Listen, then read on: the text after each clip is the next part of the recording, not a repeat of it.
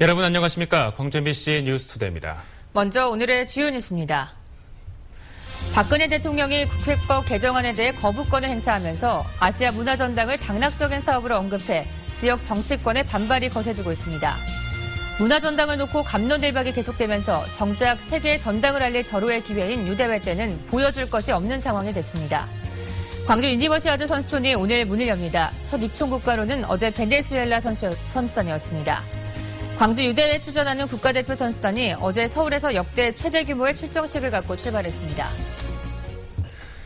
박근혜 대통령이 국회법 개정안에 대해 거부권을 행사하면서 아시아 문화전당 사업을 당리당략의 사례로 2번이나 언급한 것에 대해 지역 정치권이 크게 반발하고 있습니다. 조현성 기자의 보도입니다.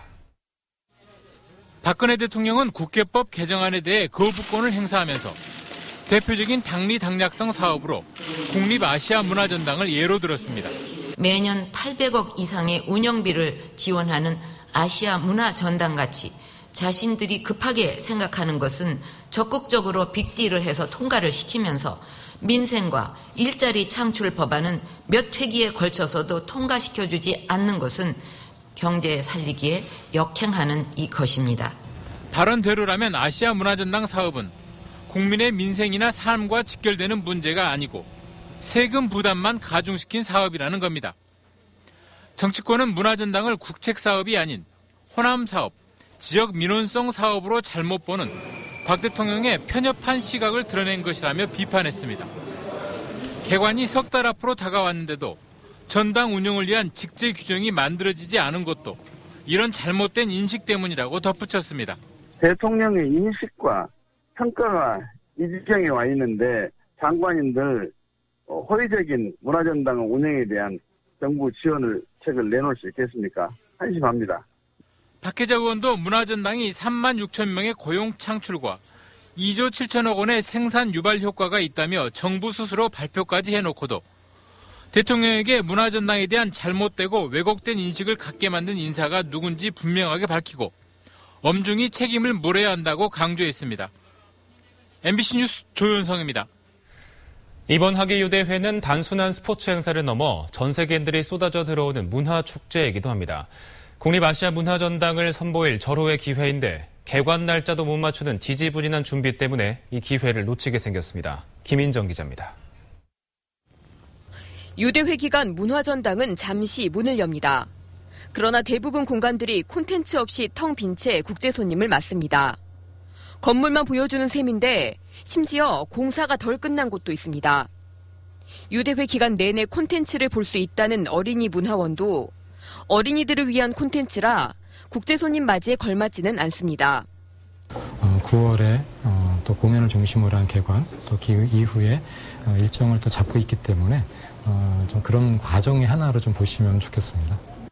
결론적으로 문화가 중심이 되는 컬처버시아드를 표방하고 있으면서도 국내 최대 규모 국립아시아 문화전당을 거의 활용하지 못하는 겁니다. 그동안 도청별관 철거 논란과 운영 주체를 둘러싼 특별법 논란, 광주시와 지역 정치권의 미흡한 대응 등으로 사업이 지연되며 개관 일정 맞추기에도 허덕이고 있어서입니다. 여러 부분의 민관 산학위원이 전부 다 연계해서 함께 준비를 했어야 되는데 사실은 운영 주체들이 전부 다 따로 돌고 있는 것 같아요.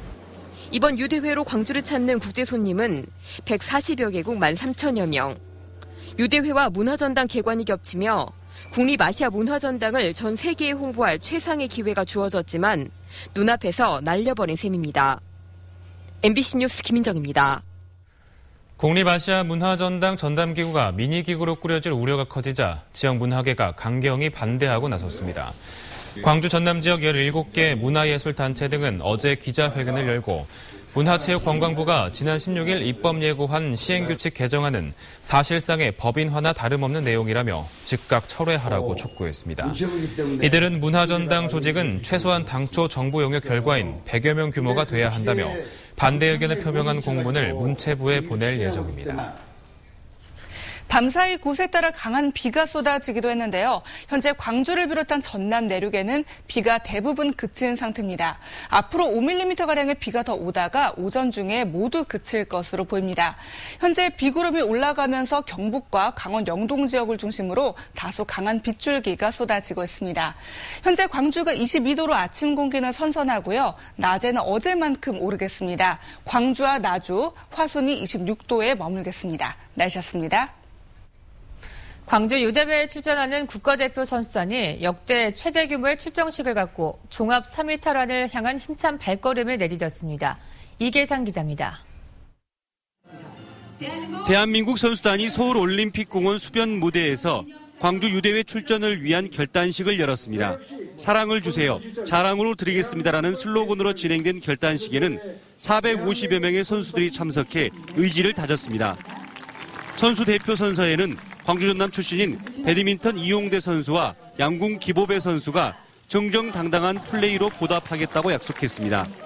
스포츠 선진국을 지향하는 자랑스러운 대한민국 선수단으로서 한국 스포츠를 대표한 광주 유대회에는 체조의 소년재와 양학선 등 스타급 선수들이 국가대표로 참가해 기량을 선보일 예정입니다. 역대 최대 규모인 21개 종목 516명으로 구성된 선수단은 금메달 25개 획득과 종합 3위 탈환을 목표로 국내에서 세 번째로 개최되는 광주 유대회의 의미를 살리겠다는 각오입니다. 혼연일체가 되어서 최고의 성적으로 국민의 성원에 보답하고 또 성공적인 대회가 되도록 다하겠습니다. 우리나라 대표 선수단은 이번 주말 광주에 선발대를 보낸 뒤 본진은 다음 달 1일에 입성할 예정입니다. MBC 뉴스 이계상입니다. 베네수엘라 선수단이 광주 유니버시아드 대회 참가 국가로는 처음으로 입국해 선수촌에 둥지를 들었습니다.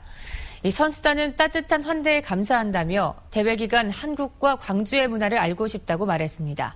한신구 기자의 보도입니다.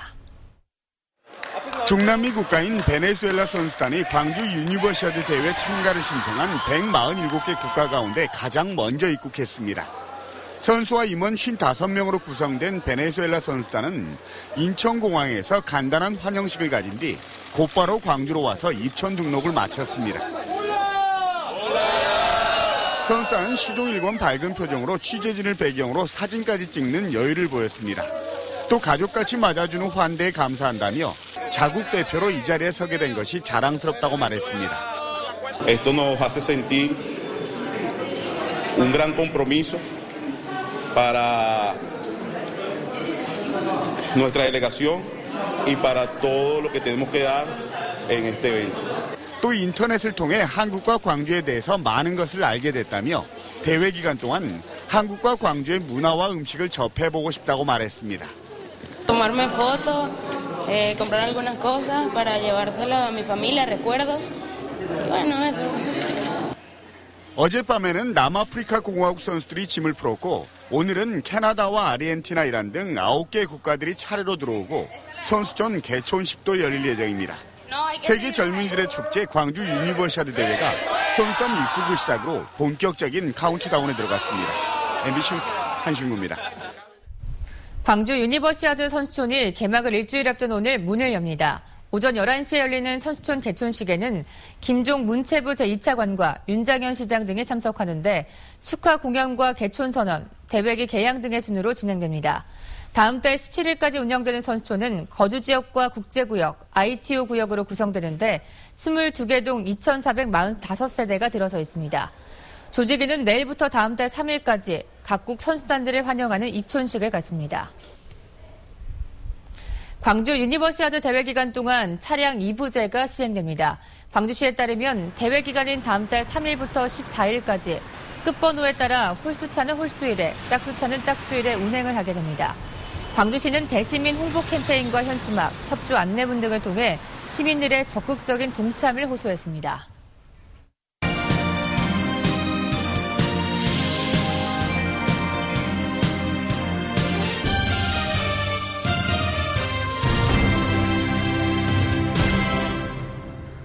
광주 극락강 둔치에 설치된 불법 컨테이너들이 골칫거리가 되고 있습니다. 평소에도 볼썽사나운데 이제 장마가 시작되면서 안전사고의 원인 될 가능성이 높습니다. 송정근 기자가 현장 취재했습니다. 광주 극락강둔치에 조성된 운동장입니다. 2만 볼트가 넘는 고압선이 지나는 다리 바로 아래 컨테이너로 만들어진 사무실이 놓여 있습니다. 부탄가스통과 축구용품 등이 보관돼 있는 컨테이너들이 여기저기 널브러져 있습니다. 천변 축구장과 야구장을 사용하는 동호인들이 체육용품 등을 보관하기 위해서 불법으로 설치해둔 겁니다. 여름에 햇빛 뜨거운데 공차하고 쉴 데가 없잖아요. 그럼 그 안에다 천막 같은 거, 텐트 같은 거 보관하고 축구용품들 그래 다 넣어갖고 그건 가지고 다닐 사람이 없죠. 많은 비가 내릴 경우 이런 컨테이너 박스들은 물에 떠내려갈 위험이 있기 때문에 수변공원 옆에 설치해두는 것은 법으로 금지되어 있습니다. 단속을 맡고 있는 광산구청은 불법 컨테이너 탓에 골머리를 앓고 있습니다.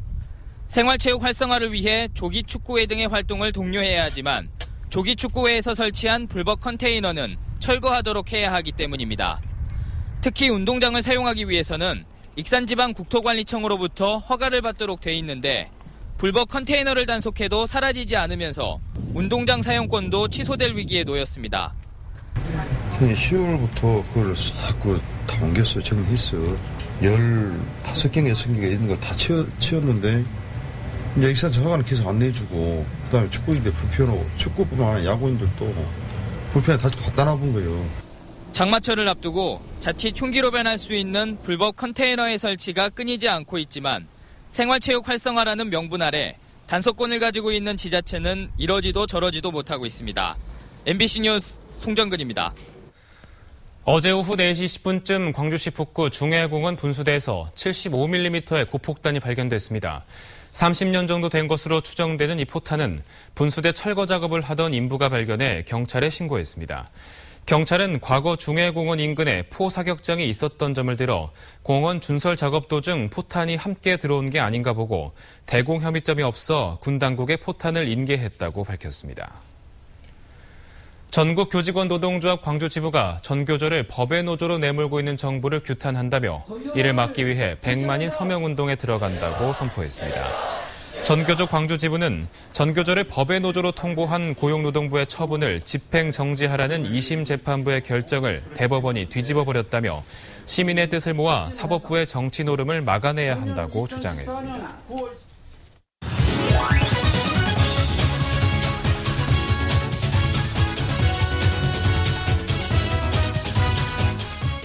스포츠투데이입니다.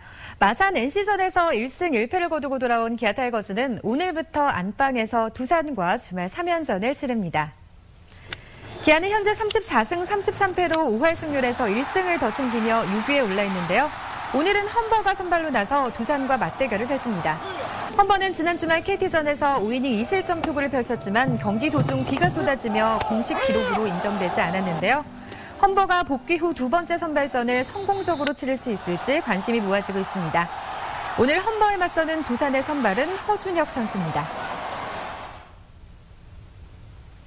5경기 연속 무패 행진을 이어가며 리그 6위에 올라있는 광주FC가 내일 포항 스틸야드에서 3위 포항과 맞붙습니다. 광주와 포항은 승점 2점 차이에 불과해 광주가 승리를 챙긴다면 포항과 순위를 맞바꾸고 3위권으로 올라설 수 있습니다. 광주는 포항의 역대 전적 2무 3패로 열세에 있지만 부상으로 빠져있던 김호남이 복귀를 앞두고 있어 공격력에 힘을 더할 것으로 예상됩니다. 지금까지 스포츠투데이였습니다. 광주 전남 지역의 소비자 심리지수가 넉 달 만에 큰 폭의 하락세로 돌아섰습니다. 한국은행 광주 전남 본부에 따르면 이달 중 소비자 심리지수는 95로 전달보다 5포인트가량 낮아졌습니다. 지역 소비자들의 소비 심리는 지난 3월부터 꾸준히 오르면서 5월에는 기준치인 100을 회복했다가 한 달 만에 다시 기준치 밑으로 뚝 떨어졌습니다. 이처럼 소비 심리가 급격히 얼어붙은 것은 최근까지도 계속되고 있는 메르스 확산 여파 때문으로 풀이되고 있습니다. 광주 유니버시아드 선수촌병원이 오늘 선수촌 내 국제구역에 문을 엽니다. 오늘부터 다음 달 17일까지 운영되는 선수촌병원은 각국 선수와 임원 등에 대한 의료 서비스를 제공하게 됩니다. 응급의학과와 내과 등 9개 과로 구성된 선수촌병원은 1차 진료와 응급처치를 담당하게 되며 일반 진료는 오전 9시부터 밤 9시까지, 응급진료는 24시간 이뤄집니다. 새정치민주연합 광주시당이 광주유대회의 성공 개최와 붐 조성을 위해 나서고 있습니다. 광주시당은 전국 17개 시도당에 광주유대회 관람 안내와 입장권 구매 방법 등을 보내 당원들의 참여와 협조를 요청했습니다. 또 대회 기간 71경기 관람과 응원을 독려하고 홍보 포스터를 전달하며 대회 붐 조성에 나서고 있습니다. 광주 대광여고에서 프랑스어 교육을 담당하고 있는 양수경 교사가 프랑스로부터 교육 공헌 훈장을 받았습니다. 양수경 교사는 학생들을 대상으로 창의적인 교수법을 개발하고 이를 전국에 보급하는 등 프랑스 문화와 학술 진흥에 이바지한 공로를 인정받았습니다. 이 훈장은 교육 학술 문화 분야에서 공로가 큰 세계 각국의 유력 인사에게 수여되는 것으로 고등학교 교사가 훈장을 받은 것은 지극히 이례적인 일로 평가되고 있습니다. 광주 지역 교수 등으로 결성된 시민자유대학 추진위원회는 창립식을 갖고 국가행정에 의해 규격화된 국립대학이나 자본시장에 의해 규율되는 사립대학이 아닌 시민이 만들어가는 진정한 공립대학을 만들겠다고 밝혔습니다. 시민자유대학은 오는 9월 광주 광산구에 제1캠퍼스를 설립하고 2년 안에 2, 3캠퍼스를 추가로 설립할 예정입니다. 이 대학은 8학기 동안 한 과목에 3학점씩 33학점을 이수하면 논문을 내고 졸업이 가능하도록 되어 있습니다.